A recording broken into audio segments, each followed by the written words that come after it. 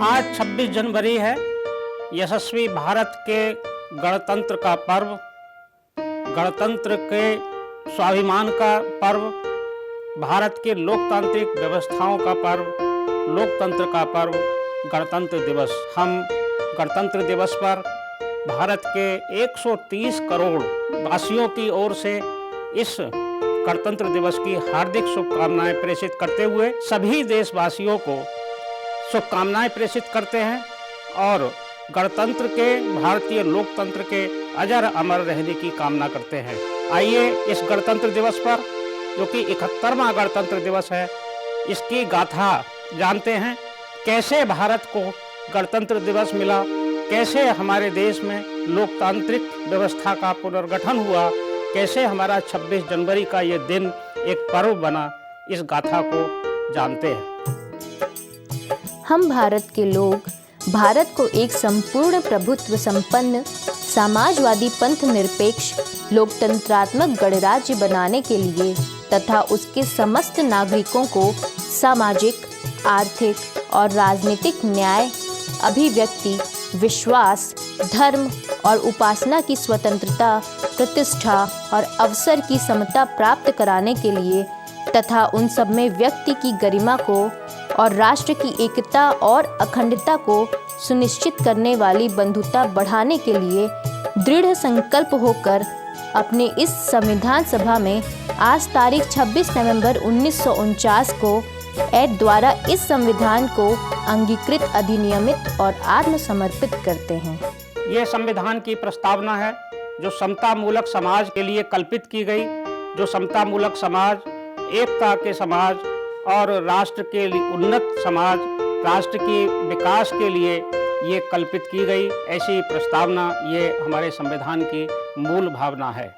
इस प्रस्तावना में एक कल्याणकारी राज्य और समतामूलक समाज का निर्माण करने, जिसमें भारत के उन लोगों के उद्देश्य और आकांक्षाएं शामिल हैं जिन्होंने देश को आज़ादी की खातिर अपना सर्वस्व बलिदान किया। भारत के गणतंत्र को समझने से पहले हमें संविधान की प्रस्तावना को समझना होगा, उसके मुख्य पहलुओं को पहचानना होगा, जो भारत के संविधान की आत्मा भी है। इसी प्रस्तावना में संविधान के बारे में सब कुछ बहुत संक्षेप में मौजूद है। भारत के संविधान की प्रस्तावना 13 दिसंबर 1946 को संविधान सभा में जवाहरलाल नेहरू द्वारा पेश किए गए उद्देश्य प्रस्ताव पर आधारित है, जो 22 जनवरी 1947 को अपनाया गया था। 15 अगस्त 1947 को देश आज़ाद हुआ और 26 जनवरी 1950 को भारत एक संप्रभु लोकतांत्रिक गणराज्य घोषित हुआ। इसी के साथ गणतंत्र दिवस पर भारत का राष्ट्रीय पर्व बना और हम एक गणतांत्रिक देश बने, जिसका अर्थ है हमारा संविधान, हमारी सरकार, हमारा कर्तव्य और हमारा अधिकार। इसी व्यवस्था की तामील करते हुए हम सभी गणतंत्र दिवस को राष्ट्रीय पर्व के रूप में मनाते हैं। इस पर्व का महत्व इसलिए भी बढ़ जाता है क्योंकि इसे सभी जाति एवं वर्ग के लोग एक साथ मिलकर मनाते हैं, क्योंकि सबसे पहले हम भारतीय हैं। हम सब भारतीय हैं।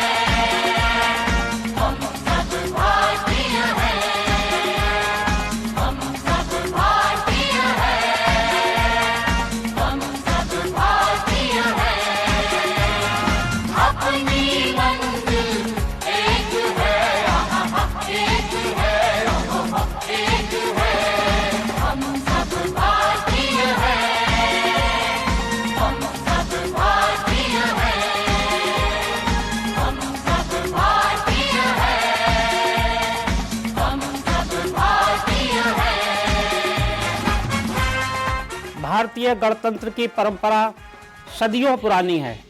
सदियों से हमारे देश में गणतंत्र स्थापित रहा है।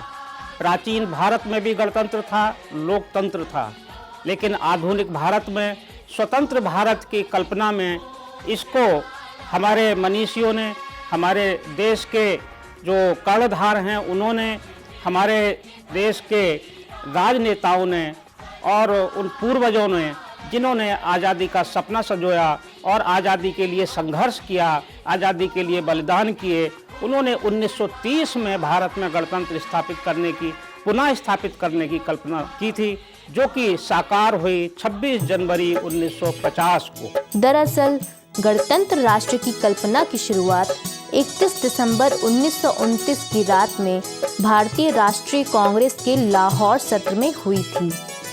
ये सत्र पंडित जवाहरलाल नेहरू की अध्यक्षता में आयोजित किया गया था। इसी बैठक में हिस्सा लेने वाले लोगों ने पहले 26 जनवरी को स्वतंत्रता दिवस के रूप में मनाने की शपथ ली थी, जिससे कि ब्रिटिश राज से पूर्ण स्वतंत्रता के सपने को साकार किया जा सके।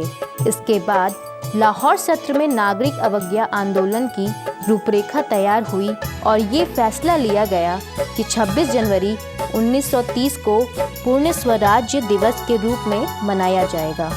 इसके लिए सभी क्रांतिकारियों और पार्टियों ने एकजुटता दिखाई, लेकिन उसके बाद जब भारतीय संविधान सभा की पहली बैठक 9 दिसंबर 1946 को की गई, जिसका गठन भारतीय नेताओं और ब्रिटिश कैबिनेट मिशन के बीच हुई बातचीत के बाद किया गया था।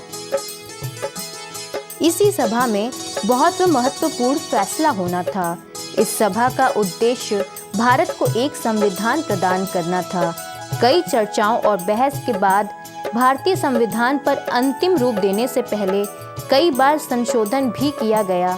तब कहीं जाकर 3 साल बाद इसे 26 नवंबर 1949 को आधिकारिक रूप से अपनाया गया। भारत तो 15 अगस्त 1947 को ही आज़ाद हो गया था, लेकिन 26 जनवरी 1950 को संविधान लागू होने के बाद भारत को सही मायने में आज़ादी मिली। इसी दिन डॉक्टर राजेंद्र प्रसाद ने गवर्नमेंट हाउस के दरबार हॉल में भारत के प्रथम राष्ट्रपति के रूप में शपथ ली और उन्होंने राष्ट्रीय ध्वज भी फहराया। इसी के साथ इसी संविधान से भारत के हर नागरिक को अपनी सरकार चुनकर अपना शासन चलाने का अधिकार मिला। हमने जाना लोकतंत्र और गणतंत्र के पर्व की गाथा को। इस पूरी कहानी में, इस गाथा में आगे भी हमारा गणतंत्र इसी तरह से हम मनाते रहें, सजाते रहें और सभी देशवासियों को शुभकामनाएं अर्पित करते रहें। हमारा गणतांत्रिक व्यवस्था, लोकतांत्रिक व्यवस्था समूचे विश्व में इसी तरह तिरंगा झंडा फहराती रहे, अपनी ध्वजा फहराती रहे।